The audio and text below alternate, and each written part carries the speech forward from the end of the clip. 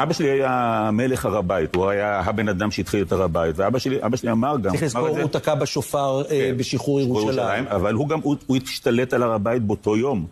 ביום שנכנסנו בשעה ירושלים, ששוחררה ירושלים, אבא שלי מיד באותו יום שם ידיים על 3 מקומות לאורך ההר, בדרום, בצפון ובמרכז. מרכז זה המחכמה שנמצא עד היום, בדרום המקום התרסק, בינתיים היה שם נפילה שהתרסק כזה, ובצפון היה עוד בניין שלקחו לו.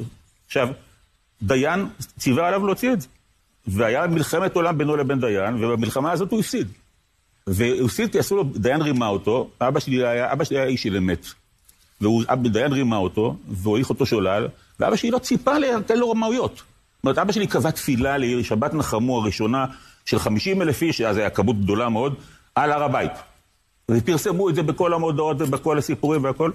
ודיין, קראו לאבא שלי לישיבה ביום חמישי בערב, קראו לאבא שלי לישיבה של ועדת השרים לענייני הר הבית, או לענייני מקומות קדושים, ובאותו זמן דיין שחרר הודעה לגלי צה"ל, שהתפילה בוטלה ולא בוטלה, התפילה נדחתה לשבת אחרת, תבוא הודעה חדשה.